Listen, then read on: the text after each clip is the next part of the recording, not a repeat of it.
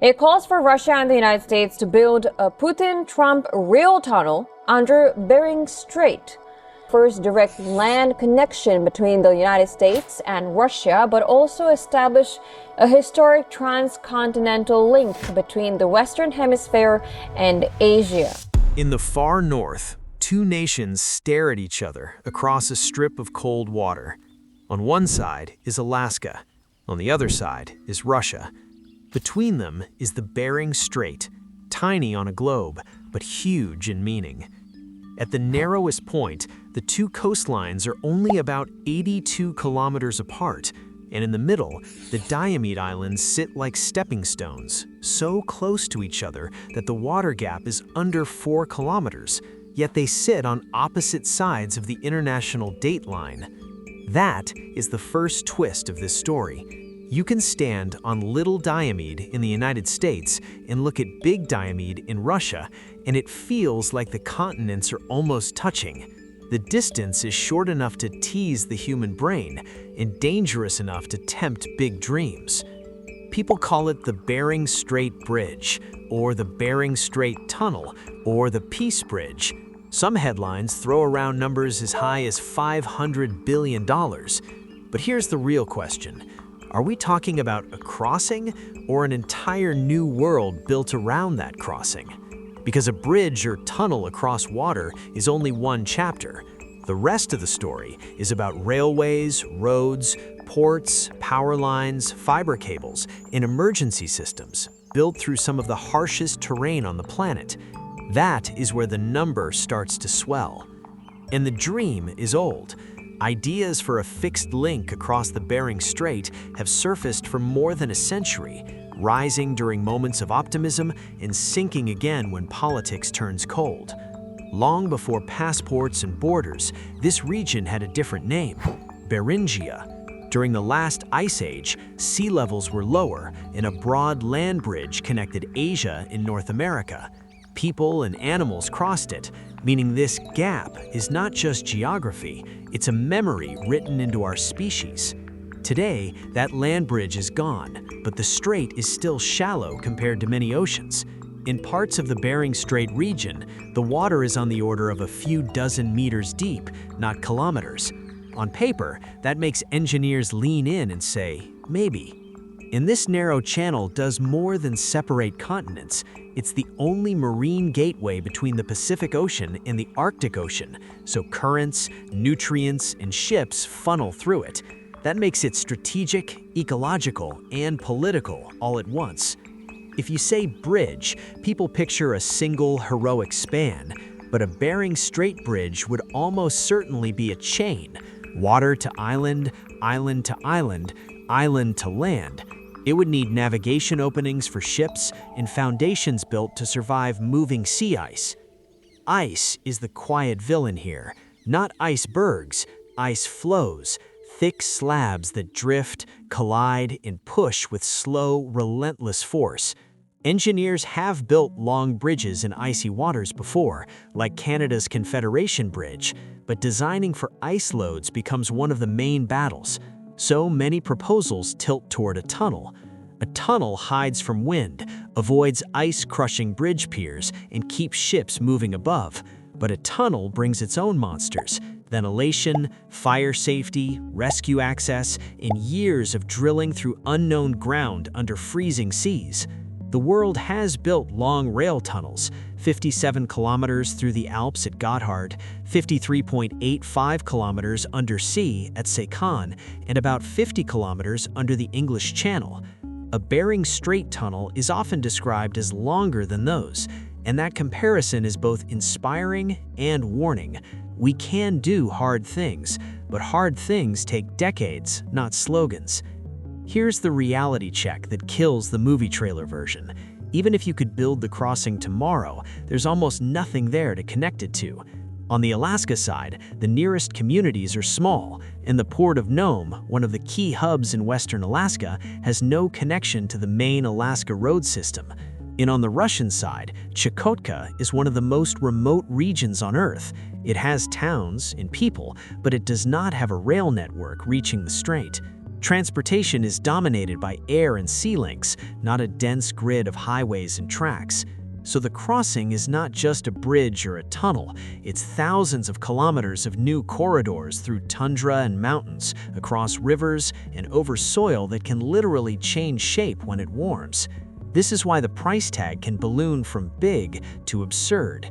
That soil has a name: permafrost. It's ground that stays frozen for years, sometimes for centuries. When it thaws, it can slump, crack, and sink, turning roads and rails into a constant repair job. Engineers have tools for this. One is the thermosiphon, a passive pipe system used to pull heat out of the ground to help keep permafrost stable. But "we have a tool" is not the same as "it will be cheap," especially when the tool must be installed again and again for hundreds of kilometers. This strait is not empty water. It's home ground for indigenous communities on both sides, and many families depend on the sea for food and culture. When planners draw a straight line for a corridor, local people often see something else: the route where animals move and where hunters travel when the ice and weather allow. The wildlife story is huge too. Reports note that the region supports major seabird activity and a rich marine ecosystem, and it's exactly why vessel traffic in the Bering Strait raises alarms about safety and spill response. In a place with limited ports, limited rescue assets, and extreme conditions, one accident can become a long emergency. And the history is not only ancient. During the Cold War, the Diomede Islands were sometimes described as a kind of portal between rival systems, close enough for the eye, unreachable in practice. That emotional memory still hangs over the idea of a link, because a bridge doesn't just connect land, it connects rules. The Bering Strait sits close to the Arctic Circle. Winters are long and dark, and the sea can lock up with ice. Even if the long-term trend is less ice, the near-term reality is still brutal seasonality, with narrow windows for construction and wide windows for things to break. In the strait is not a quiet pond, it's a funnel between oceans.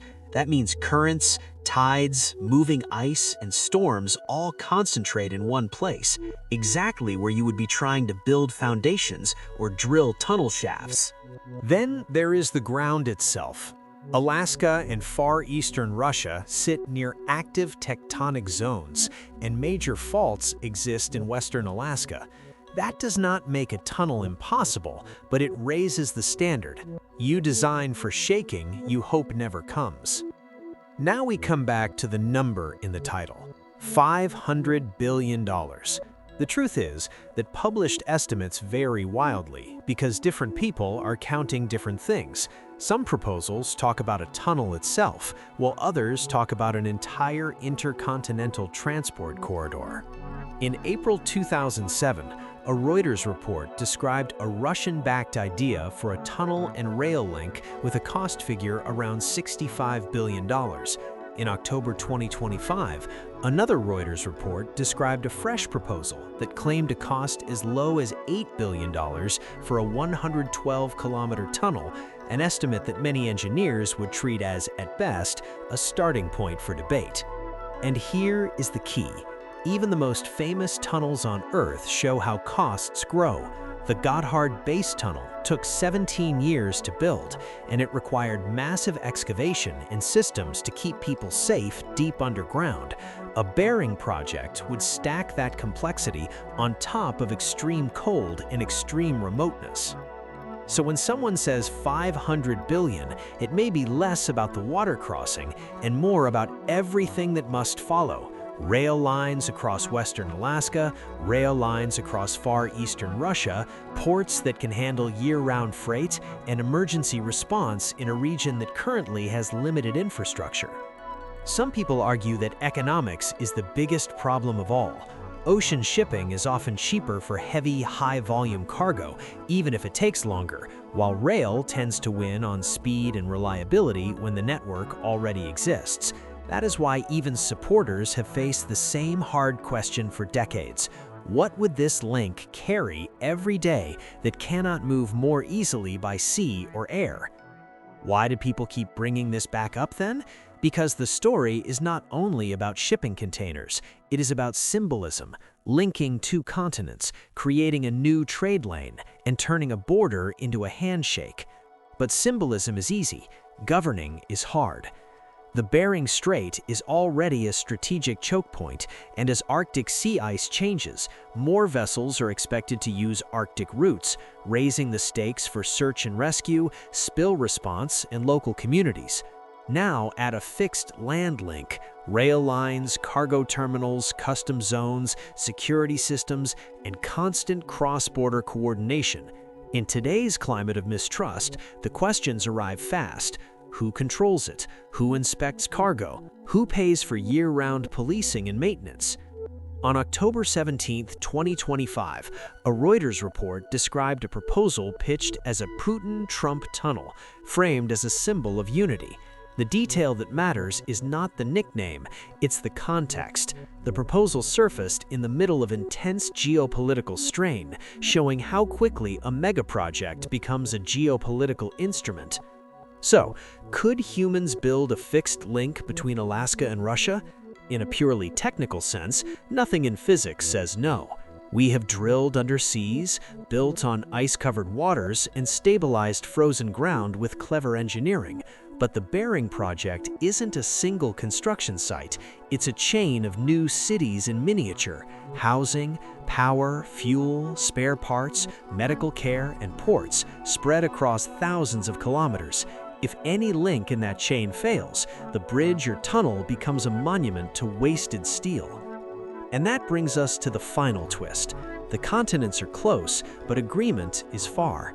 A peace bridge only works if both sides can share standards, share costs, and share trust for decades, long after the ribbon cutting is forgotten. A more realistic path would start smaller, deepen and expand Arctic ports, improve search and rescue coverage, and build the basic road and power upgrades that local communities need anyway. Those steps do not require a grand peace bridge to be useful, but if they ever happen at scale, they create something megaprojects always need, a base to stand on. If the day ever comes, it will not begin with a drill, it will begin with paperwork. Treaties, safety rules, environmental protections, and a plan for the people who already live along this strait and depend on it. The hardest material on Earth is not rock, it's cooperation. Until then, the Bering Strait remains what it has always been, a thin line of water that separates two continents, two calendars, and two power systems. Close enough to touch, and still out of reach.